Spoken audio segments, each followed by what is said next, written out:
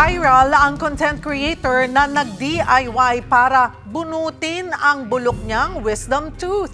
Pero paalala ng mga eksperto, delikado yan. Para bigyan ng mukha ang balita, Mobile Journal, Jazz Paredes.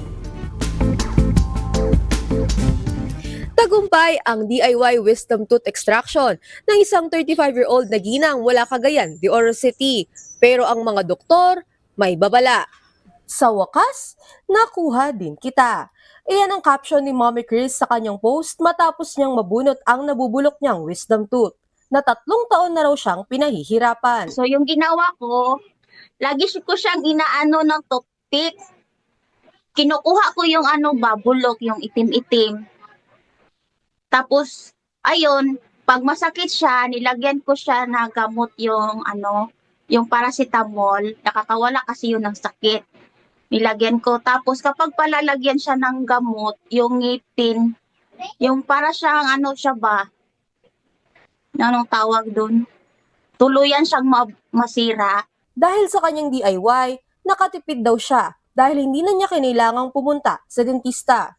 Mas practical daw ito, lalo na bilang mommy of 3. Pero paglilinaw ni Mommy Chris, ang kanyang post ay para sa mga nakaka-relate lamang. Hindi naman daw ito para gayahin ng publiko. Salamat nga ako sa Diyos kasi nga nakakatakot din kasi ma-infection kasi Marami namang netizens ang nabahala. Nakakatakot daw dahil baka mauwi ito sa matinding impeksyon, na ayon sa isang dentista, posible talaga. So, etong root na to, mahalaga ito kasi doon pumapasok yung mga blood vessels, doon pumapasok. Basically, yun yung may connection sa ating bloodstream. So, if may iwan yung root sa loob ng bone at meron siyang infection, maaari rin ito mapunta sa heart, maaari ito mapunta sa brain, maaari ito mag-cause ng infection na maaaring maging ikamatay pa ng pasyente. At sa haka-hakang maaari itong magdulot ng cancer, Lahat ng infection sa ating bibig may transform into cyst. Maaari rin itong mag-transform into cancer.